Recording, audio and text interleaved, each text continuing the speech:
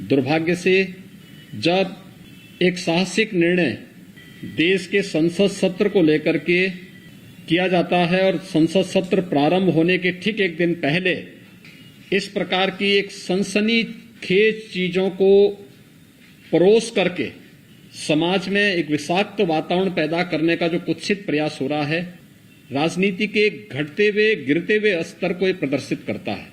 विपक्ष पूरी तरह नकारात्मक भूमिका में के साथ में है और उन अंतर्राष्ट्रीय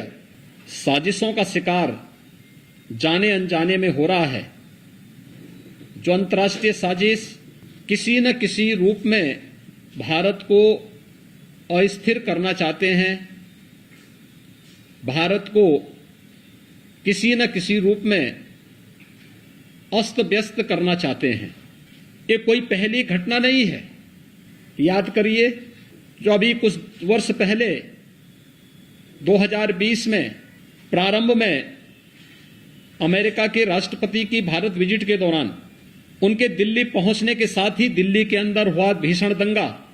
क्या एक साजिश का हिस्सा नहीं था? तमाम विपक्षी दलों के लोगों की संलिप्तता उस दंगे के साथ जोड़ करके नहीं देखी गई थी। कोरोना कालखंड के दौरान देश के कोविड प्रबंधन को WHO और दुनिया के देश सराह रहे थे, लेकिन भारत के अंदर विपक्ष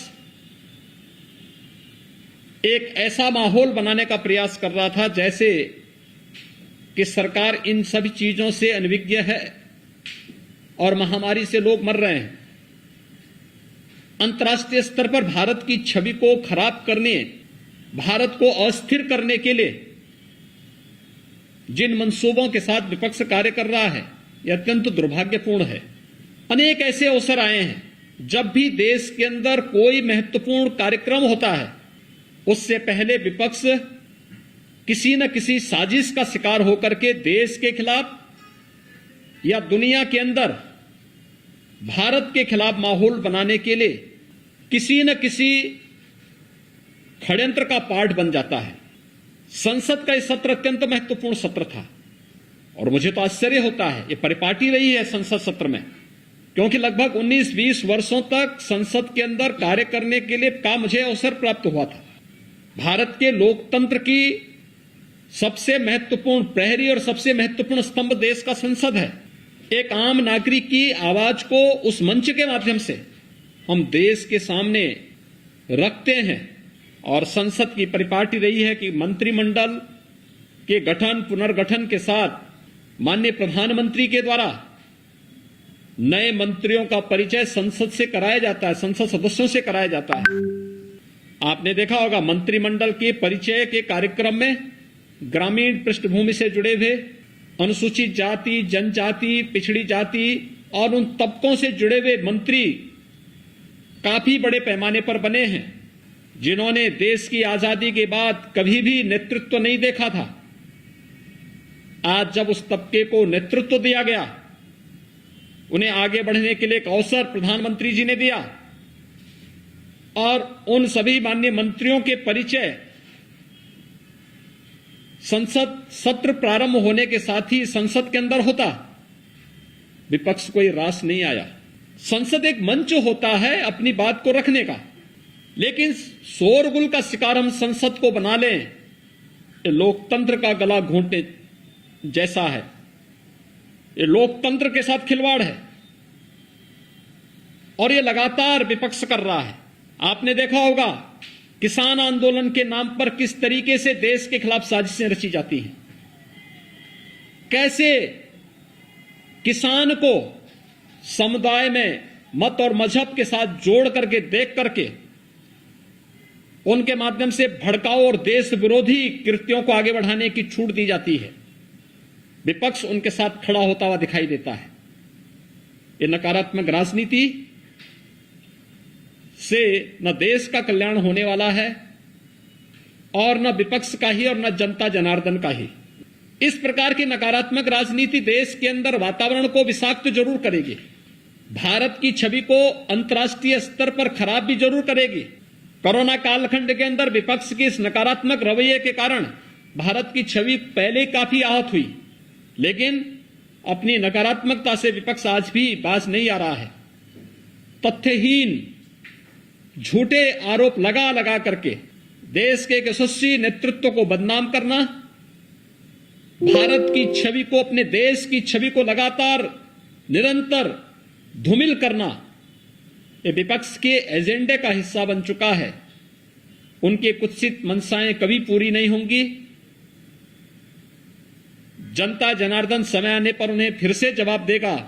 वैसे ही जवाब देगा जैसे 2019 के लोकसभा चुनाव के ठीक पहले राष्ट्रीय सुरक्षा से जुड़े हुए अहम मुद्दों पर, राफेल जैसे मुद्दों को ला करके उस समय विपक्ष ने देश का वातावरण खराब करने का प्रयास किया था। बाद में उनको मुंह की खानी पड़ी थी, न्यायालय में भी और जनता जनार्दन की अदालत में भी।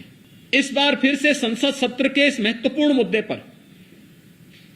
जहां पर गांव के लिए, गरीब के लिए, किसान के लिए, नौजवान के लिए, महिलाओं के लिए, समाज के विभिन्न तबकों के लिए चर्चा होती, कोरोना महामारी को लेकर के चर्चा होती, वैक्सीनेशन की ड्राइव को कैसे हम समयबद्ध ढंग से आगे बढ़ा करके देश के अंदर पूरा करें, इसको लेकर के